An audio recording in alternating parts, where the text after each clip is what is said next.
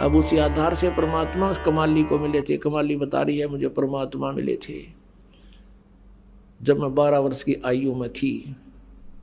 मेरा नाम राबिया था और मैंने परमात्मा की ज्ञान से प्रभावित होकर के पिछले संस्कार भी कुछ काम करते हैं। मैंने नाम भी ले लिया, 4 वर्ष मैंने भक्ति भी की, शादी कराने से भी मना कर दिया था। अब क्या कहानी थी पुण्यात्माओं। ये राबिया 12 वर्ष की थी, परमात्मा मिले, इनको सारा ज्ञान समझाया। पिछले संस्कार से थे जो कि इसे धर्म में भी इसने परमात्मा को स्वीकार किया। 4 वर्ष तक पूरा संघर्ष किया आप समाज के साथ, अपने माता पिता के साथ, और सत साधना करती रही और विवाह करने से मना कर दिया। मैं आजीवन ब्रह्मचारी रहूंगी।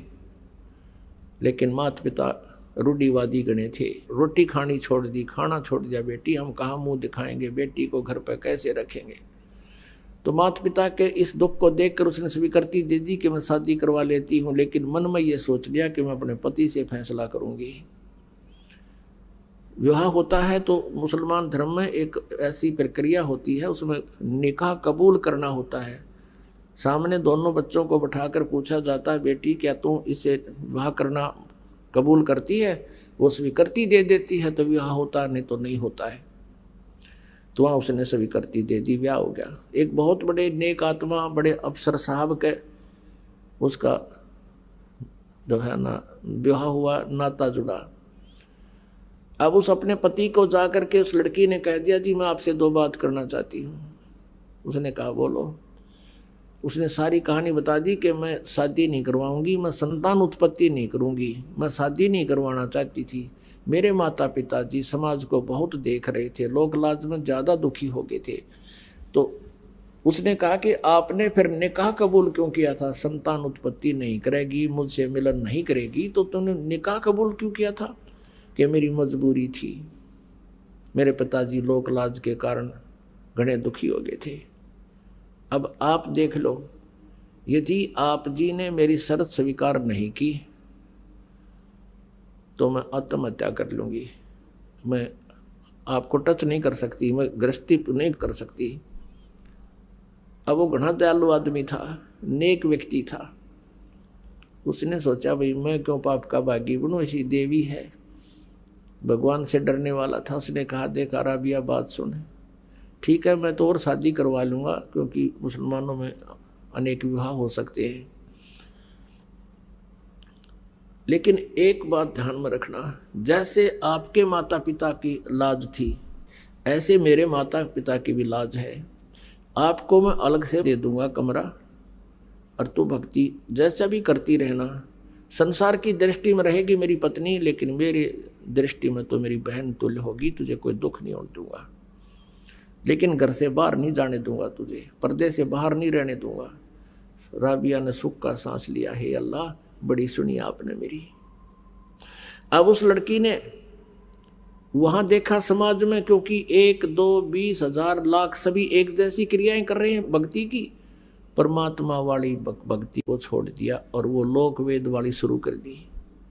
पुण्यात्मा सत्संग के अभाव से अभी तक ये बिजली गिरती रही। अगर उस लड़की को रह रहकर सत्संग मिलता रहा होता, परमात्मा उन जो त्रुटियां समाज में होती हैं उनको अब पहले करके दिखा दी कि ये ऐसी बिजली गिरती है, इसलिए सत्संग की आवश्यकता रह रहकर पड़ेगी आपको, तो वह विचलित होगी। और वही पूर्व वाली जो साधना अपने धर्म में थी वो करने लगी, नमाज नमोदर ये सब, बकरीद ईद सब करने लगी। फिर होगी जब वो वृद्ध अवस्था में आई, उसने अपने पति से कहा कि अब हज करना अनिवार्य बताते हैं, आपकी आज्ञा हो तो मैं हज कराऊं। मुसलमान धर्म में ये माना जाता है जो हज कराते हैं तो वो सीधे स्वर्ग जाते हैं जब उनकी मृत्यु होती है। हज नहीं करता तो वो अभी वो मतलब पूर्ण लाभ प्राप्त नहीं होता। उसके पति ने कहा कि आप जा सकती हो। उसने देख लिया बेचारी कभी बाहर गली में मैंने किसी से बात करती भी नहीं देखी। कहा कि मैं आपके लिए कोई ऊँट व्यवस्था करवा देता हूँ और साथ में कुछ नौकर भेज देता हूँ। वो कहने लगी नहीं मैं पैदल जाऊँगी, और भी बहुत लोग जा रहे हैं। अब वो चल पड़ी और जाने वाले कोई जा रहा था, कोई नहीं आ रहा था, कोई किधर रास्ते में बैठ गया, तो वह सीधी चली जा रही थी। उसने क्या देखा कि एक कुएं के ऊपर एक कुतिया प्यासी खड़ी थी, उसके छोटे छोटे नवजात बालक वो अलग पड़े थे, और वो इतनी प्यासी थी कि राबिया के चरणों की तरफ आई, फिर भाग दौड़कर कुएं की तरफ झांका, फिर उसके पैरों की तरफ आई। अब राबिया ने देख लिया कि प्यासी बहुत है। वहां जाकर देखा कुएं पर कोई बाल्टी नहीं, कोई रस्सी नहीं। अब उधर से उस कुतिया की दुर्दशा देखकर उस पर रहा नहीं गया।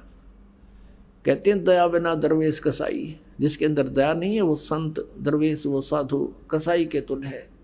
अब उस लड़की ने कोई चारा नहीं देखा, आसपास कोई गांव झोपड़ी भी नहीं, कहीं से को बाल्टी ने जू ले आऊं। उसने आओ देखा ना ताओ देखा, अपने सिर के बाल नो पाड़ दिए, खस्सा खस खस्सा खस। आप पाड़ के देखो 5-4 बालों को एकदम नो खस्सा खस पाड़ दिए, कत्ती सारे बाल पाड़ दिए। और उनकी फिर रस्सी बांटी, आप लो आने होगी। रस्सी बांटी बहुत लंबी, गहरे पानी जल होता था। अपने कपड़े निकाल कर, पहले मोटे कपड़े पहना करते थे खादी के रेजे के, और उसका बांध के नीचे जल में डबोए, और फिर निकाल के एक पात्र पड़ा था मटके का टूटा हुआ आधा हिस्सा घड़े का, उसमें निचोड़ा, फिर पानी निकाला। और कुतिया 1 सेकंड में उसने जब पी जा, और फिर मुंह की तरफ देखे, फिर दूसरा। अब ऐसे वह कुतिया छका दी, तृप्त किया, और अपने बालों को रक्त से साफ किया, और कपड़े पहन के चालन की तैयारी करी थी, प्रस्थान करना चाहता। इतने में कहते वो मक्का, जहाँ ये हज करने जाते हैं, मक्का में शीश निवाने जाते हैं, वो नो की नो बिल्डिंग उठ गए, और ऐसे लग गई उस कुएं के साथ में जैसे गाड़ी प्लेटफार्म पर लग गया ग्रह। अब उस देखकर मक्के को राबिया तो दौड़कर अंदर गई, दंडोत प्रणाम किया, जैसा भी वहां करते हैं, सजदा किया। उसको सौपन सा हुआ कि मक्के मागी में तो वहां जो यथा स्थान पर मक्का रहा नहीं, लोगों में हाहाकार मच गया, मक्का कहाँ गया, मक्का कहाँ गया।